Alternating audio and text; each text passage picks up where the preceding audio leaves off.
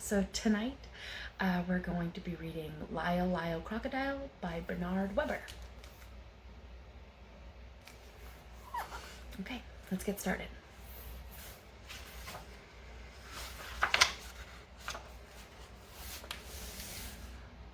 Lyle the Crocodile.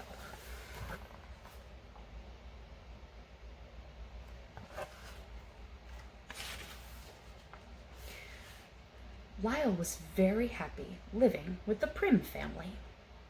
He was especially happy when he was being useful, like helping Joshua brush up on schoolwork.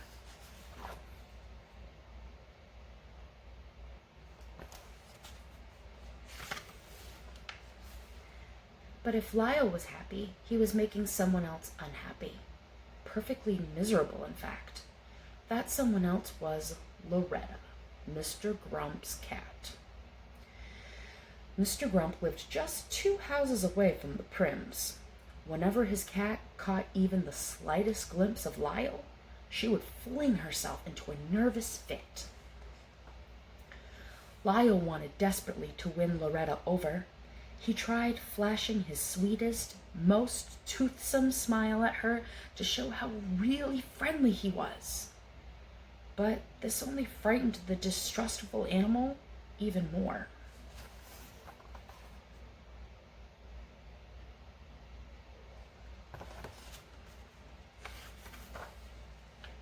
In the end, Mr. Grumps, who was even more excitable than his cat, would burst from the house, shaking an angry fist at Lyle.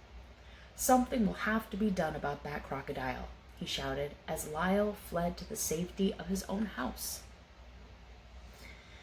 To take his mind off his troubles with Loretta and Mr. Grumps, Lyle filled his days playing with Joshua and his friends. He loved being it.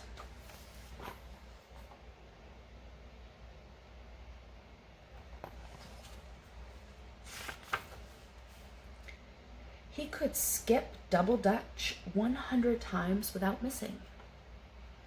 It came as no particular surprise that Lyle could high jump, but Loretta, who was just let out for an airing, was surprised. She was terribly surprised.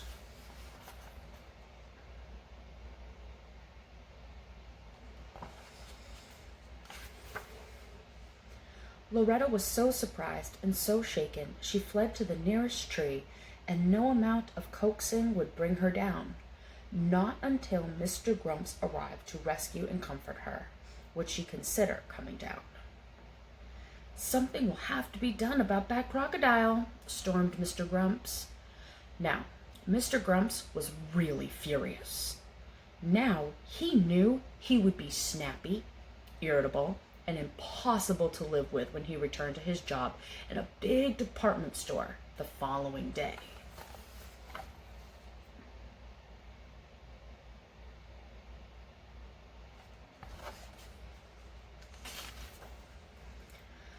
For the next several days, Mrs. Prim thought it best to keep Lyle close at her side. Together they fussed about the kitchen, preparing good things for the family to eat. When the weather permitted, they took lunch to the park. Lyle was always one for sharing.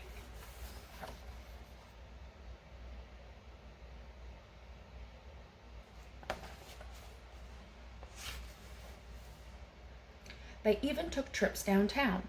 There was much to see in the big city, and much to do. Mrs. Prim could spend hours just browsing around antique shops.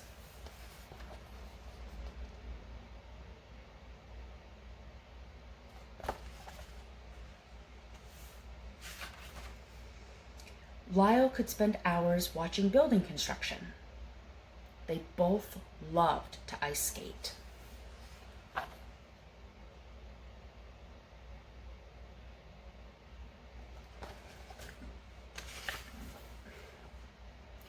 One day, Mrs. Prim and Lyle went shopping at a big department store. Unfortunately for everyone, it turned out to be the very same store in which Mr. Grumps held an important position. And, unfortunately, they were to hear from Mr. Grumps all too soon. for it was his voice that suddenly broke in over the loudspeaker to announce a sale in the pajama department.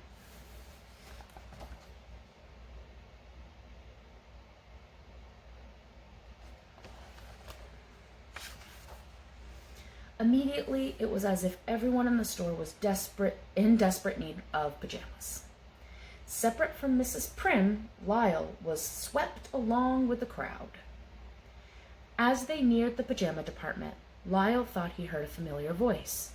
"Lyle! Lyle!" the voice called out. Lyle recognized the voice all right.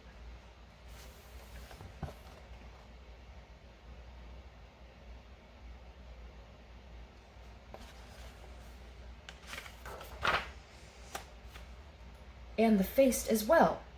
The voice and the face belonged to Hector P. Valenti, star of stage and screen. But what was Signor Valenti up to now? Well, for the moment, it seemed he was very busy selling pajamas. Lyle remembered unhappily his days of traveling and performing with Signor Valenti. But in spite of everything, the two were delighted to see each other once more.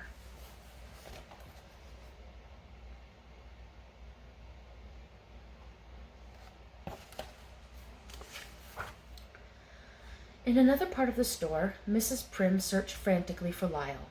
"Excuse me," she said to the lady at the information booth, "have you seen a crocodile going past? He was wearing a red scarf." "No," answered the lady. "I have no information about a crocodile wearing a red scarf." "Excuse me," said Mrs. Prim to the sporting goods salesman. "Have you by chance come across a crocodile? His name is Lyle." "Sorry, madam," answered the salesman. "I have not come across any crocodiles named Lyle today." Mrs. Prim grew more and more upset. "Excuse me," she said to a man wearing a white carnation.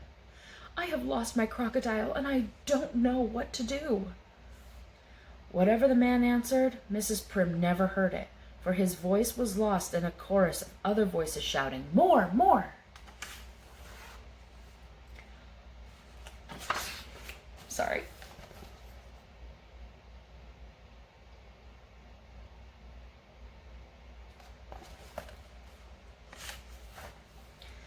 Those voices belonged to the huge crowd of shoppers surrounding Hector P. Valenti and Lyle. Because they had an audience, and because Signor Valenti could not resist showing off, he had persuaded Lyle to join him in a free performance of their old stage act. "More, more!" the surprised but delighted shoppers called out, forgetting all about wanting or even needing pajamas.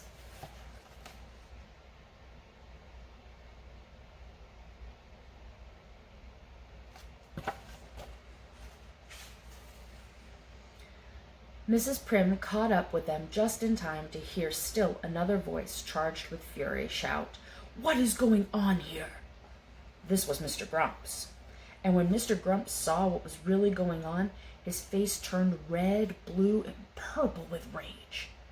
"Madam," he gasped, "we do not permit crocodiles in this store, you know. Remove him at once.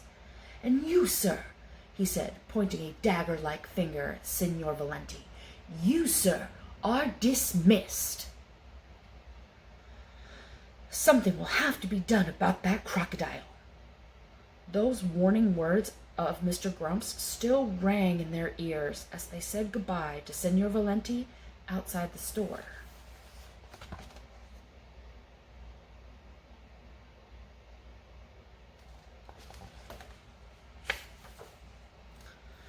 Mr. Grumps at last made good his threat to do something about that crocodile.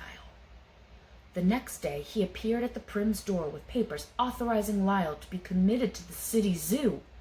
"The zoo?" Mrs. Prim exclaimed miserably.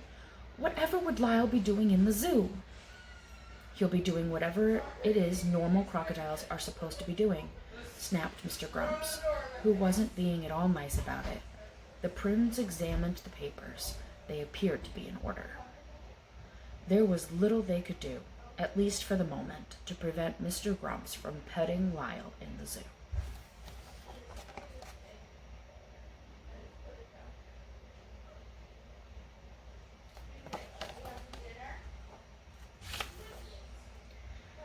Not wanting to seem unsociable, he decided to join the other crocodiles, who were cozily piled together. Just when he thought he had gotten himself comfortable on top, he awakened to find himself crushed to the very bottom.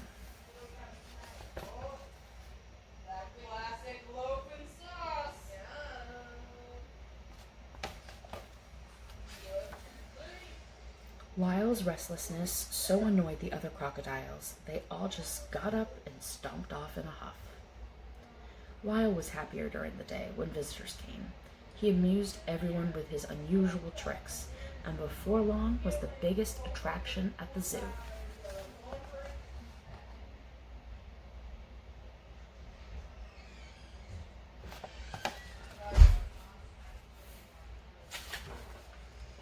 Joshua and Mrs. Prim visited regularly, arms laden with games, toys, and the Turkish caviar Lyle so loved. Mrs. Prim did her best to smile and appear cheerful, but just couldn't hide her concern. "Are you feeling all right, dear?" she would ask. "Are you getting enough rest? Are you making friends with the other crocodiles? Do the lions keep you awake at night? Is the floor too damp? Do the flies pester you?" Lyle shook his head yes or no, depending on the question. He tried putting on a brave front, but Mrs. Prim knew very well he was unhappy and fought back her tears. One night, a new keeper appeared at Lyle's cage. Surprise, surprise! The new keeper turned out to be none other than Hector B. Valenti, star of stage and screen. "Shh," whispered Signor Valenti. "I have come to rescue you." Signor Valenti unlocked the door of the cage, and an astonished Lyle was set free.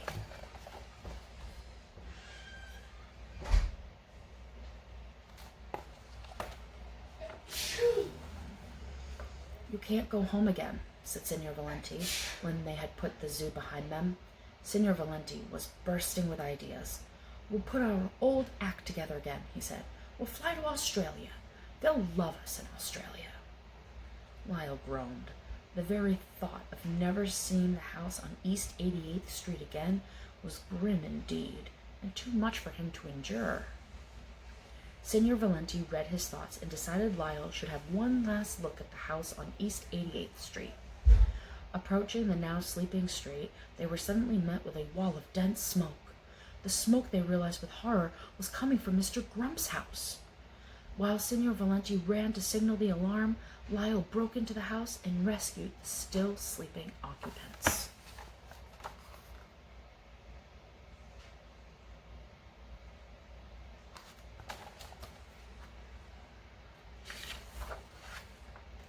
A gasping, frightened Mr. Grumps and his cat were led to the safety of the street.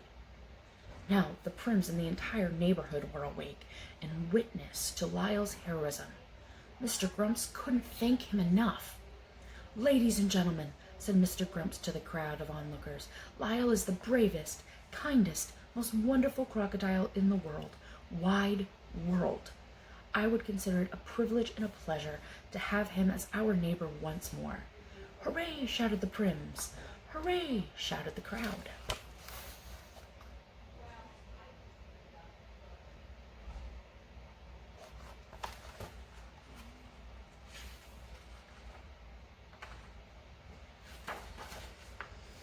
Lyle moved back to the house on East 88th Street that very night.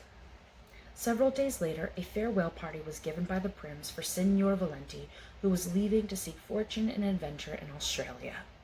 "Remember," said Mr. Grumps, speaking to Signor Valenti, "should you change your mind about leaving, a job in my store will always be yours just for the asking.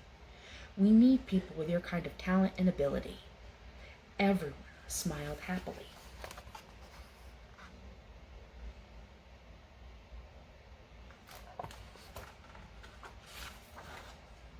Even Loretta.